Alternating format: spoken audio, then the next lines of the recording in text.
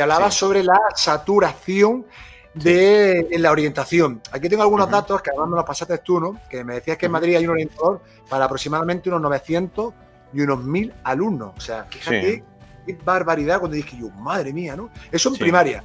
Y a través del equipo de orientación educativa hay un orientador para 4 centros aproximadamente, ¿no? Más Según más o menos lo que sí, tú me comentabas. a ver, yo esos datos te los doy en mi municipio, ¿sabes? Pero yo sé, me consta que son datos que pueden ser extrapolables a cualquier otro municipio o a la propia ciudad de Madrid, ¿no? Lo normal, lo más habitual es que haya un orientador en un instituto. Y estamos hablando de que los institutos, aquí en mi municipio, por ejemplo, tiene una media de 800 alumnos el que menos tiene, 1.200, 1.300 el instituto que más alumnos tiene, ¿no? Con un solo orientador. El año pasado ha habido algún instituto que han conseguido 2, vale, 2. Ya la ratio no es 1.000, sino 1.500. Wow. Bueno. Pero me sigue pareciendo una burrada. Y no solo eso, a eso le sumamos que a los orientadores educativos se les suelen poner aparte otras funciones. Suelen impartir alguna clase, suelen hacer sustituciones, se les suele meter en las comisiones de trabajo de no sé qué, de no sé cuánto, que me parece genial porque son personal del centro y tienen que estar a la misma disposición que el resto de personal, ¿no? Pero con esas ratios con las que manejan, me parece una exageración. En el caso de primaria, pues todo depende de si tu municipio tiene un EOEP cerca, no, si tu municipio tiene un EOEP, un equipo de orientación para solo tu municipio o para otros varios. Nosotros los últimos años, aquí en Valdemoro, por ejemplo, hemos trabajado con un EOEP que era el de Aranjuez, que estaba para Valdemoro y para otros 3 municipios. Entonces estábamos hablando que esos últimos años había un orientador, un PT, por ejemplo, o un PTSC para 5 centros de 5 municipios distintos, que eso hay que tenerlo en cuenta. O sea que hoy estoy en Valdemoro, mañana estoy en Cienpozuelos y pasado estoy en Aranjuez. O sea que si yo tengo que atender a una familia, a lo mejor no la puedo atender, la puedo atender una vez al mes, a lo mejor, o una vez o una cosa así, ¿no? Eso en cuanto a una familia que ya esté en intervención, pero la lista de espera para familias con las que hay que intervenir o a alumnos a los que hay que evaluar, por ejemplo, porque luego tú bien sabes que si a un alumno para que se le adapten los contenidos, tiene que tener una evaluación de un equipo de orientación. Para evaluar un alumno, estamos hablando de que si un alumno se determina que tiene que ser evaluado en el primer trimestre, por ejemplo, es bastante probable que el curso acabe sin evaluar ese alumno. Y mientras, ¿qué haces con ese alumno? Que existe una sospecha de que tenga TEA, o de que tenga algún tipo de retraso, o de que sea de altas capacidades. Existe una sospecha, pero no se puede adaptar nada de manera legal y de manera oficial hasta que no haya un dictamen, ¿no? Y ese dictamen no va a llegar seguramente en este curso. Ya para el que viene, ya veremos, ¿no? Al final, ¿qué pasa? ¿Quién pierde ahí? El alumno. Es un alumno al que no se sabe exactamente, sin un diagnóstico, aunque la palabra diagnóstico no me horroriza, pero bueno, vamos a utilizarla. Sin un diagnóstico no sabes qué tratamiento le tienes que poner, ¿no? Entonces, al final estás trabajando con un alumno que a lo mejor no necesita lo que tú estás haciendo o necesita un profesional que no está o historias así, ¿no? Entonces, eso me parece que es cuando hablamos de revolución educativa, ¿qué es lo que habría que hacer para revolucionar la educación? Para mí, mi convencimiento es que iría por ahí la cosa. En los equipos de orientación, de los centros educativos de secundaria, de los de primaria, de los centros concertados, de los privados, porque aquí estamos hablando de personas y están en todas partes, ¿no? Es lo que decíamos al principio, estamos trabajando con personas. Y me parece que estas cifras que se están manejando ahora no son viables, no se pueden mantener. Entonces, lo que hablábamos antes, por ejemplo, de que yo, por ejemplo, no conocía al orientador de mi colegio, es que a día de hoy soy consciente de que mi colegio era un colegio de estos que hay en Madrid ciudad, de 2.000 alumnos, y era un tío, una persona. ¿Cómo lo voy a conocer? Si es que es imposible que esa persona haya llegado a mí. Yo encima, que fui una persona que tuvo un proceso educativo normal, sin grandes notas, pero sin grandes dificultades, nunca va a llegar el orientador a mí, ni voy a llegar yo al orientador. Porque no lo necesito, no me necesita. Ah, no lo necesito. Él no me necesita a mí tampoco. Ahí es donde entra el tema, ¿no? Que la diversidad no es solo eso, ¿no? Entonces, para mí una de las grandes funciones de los equipos de orientación es esa atención a la diversidad desde el plano social, desde el plano emocional, desde el plano psicológico, desde el plano pedagógico, para que el propio docente se pueda encargar de su trabajo como docente de impartir una materia tiene que existir gente que se ocupe de otras cosas que son también muy importantes, ¿no? Entonces, para mí esta saturación es el gran problema de nuestro sistema educativo, y un cambio ahí sería la gran revolución. A mí me dejaste en su momento, porque son datos que ya conocía, como tú bien sabes, ¿no? Hoy lo estamos volviendo nuevamente a abordar, pero a mí me llamaron poderosamente la atención. Digo, madre mía, digo, ¿cómo puede ser esto posible? Claro, y al final, como tú bien has indicado, al final que sale perjudicado, bueno, son tanto alumnado como familia y profesores. Es que yo creo que al final aquí sale todo el mundo perjudicado. Los principales protagonistas, evidentemente, son alumnos y alumnas, pero, ostras, y me imagino, te pregunto, Rafa, esto hablamos de un problema de inversión, ¿no? Porque de otra manera, ¿no? Porque hay un problema de concepto.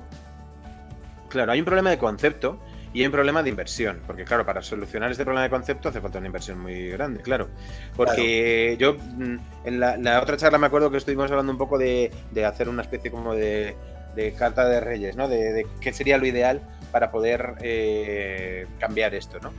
Y el ideal sería el contar con un equipo de orientación en cada centro educativo y que pertenezca a ese centro, única y exclusivamente, no a otros, no uno para varios, un equipo multidisciplinar. Tú imagínate, soñando un poco, que en un centro educativo de 1000 alumnos, de 900 alumnos, existiese, ya no te hablo de varios, te hablo de uno, un psicólogo para trabajar la salud mental de los alumnos, pedagogos para trabajar la salud pedagógica, que eso es súper importante, trabajadores sociales, que son personas súper preparadas y súper formadas para todo lo que es normativa, leyes, opciones, posibilidades, educadores sociales, que ahí ya me lo llevo a mi terreno, ¿no? Que es para trabajar la salud social. Tú imagínate, simplemente eso, un equipo formado por estas 4 personas. Lo que tú decías antes, los grandes perjudicados son los alumnos, pero los grandes perjudicados también son los docentes, porque en muchos casos tienen que asumir labores que no son suyas. Y te voy a poner un ejemplo. La Ley Orgánica de Protección Integral a la Infancia y Adolescencia frente a la Violencia, que esta es una ley que se aprobó el 4 de junio del 21, creo que es, más conocida como la Ley Rhodes, por el pianista James Rhodes, no sé cómo se pronuncia su apellido, el Rhodes, yo le llamo el Rhodes. La Ley Rhodes, esa ley, que es una ley súper interesante y súper potente, es una ley creada para el bien del alumno, para trabajar contra el acoso escolar, contra el ataque a la diversidad, contra todo eso. Una ley que me parece que tiene cosas mejorables, pero me parece un paso súper importante. Y en esa ley se crea una figura que es obligatoria, que exista en los centros educativos desde este curso, que es la del coordinador de bienestar. Tú fíjate qué oportunidad para incluir profesionales con esta función. En mi opinión, y esto ya es opinión personal pura y dura, los personales más cualificados para esa función serían los educadores sociales. Pero bueno, podríamos entrar en un debate sobre los pedagogos, psicólogos, trabajadores sociales. Me da igual, fíjate lo que te digo. ¿Qué se ha decidido al final, al menos en la Comunidad de Madrid o en la mayoría de comunidades que yo conozco?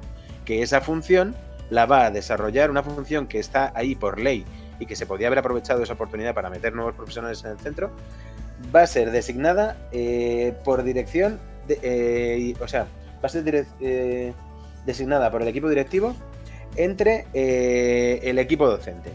O sea, al final va a ser un profesor el que ocupe esa figura de coordinador de bienestar, que va a recibir un cursito de formación, eso sí que lo pone la ley, recibirá la formación necesaria, y al final es un profesor o un docente al que le estás quitando tiempo, al que le estás añadiendo funciones que, en mi opinión, no deberían ser suyas.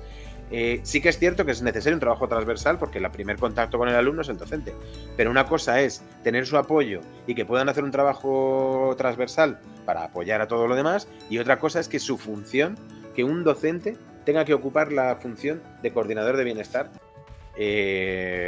dentro del designado por el equipo directivo, con toda la formación que tú quieras. Pero eso no me digas, tío. O sea, es que me parece que a lo largo de estos últimos años se han perdido unas oportunidades brutales para cambiar por lo menos un poquito todo esto, ¿no? Entonces, ese sueño que te decía antes de añadir nuevos profesionales, a veces no sé de qué depende, tío. No sé si es una cuestión política, no sé si es una cuestión... no sé, porque me vienen ideas que no puedo decir, porque me voy a buscar muchos enemigos, pero... Entonces me tengo que morder un poco la lengua. Arráncate, Rafa, arráncate. No, hombre, me tengo que morder un poco la lengua. Pero Pero joder, hay veces que me da muchísima rabia, tío, porque esto me parecía, por ejemplo, este ejemplo es un ejemplo muy concreto, ¿no? Pero me parecía una oportunidad para todo esto que yo te estoy contando y que creo que es una cosa que todo el mundo puede entender. Para haber cambiado un poquito las cosas y haber aprovechado esta oportunidad.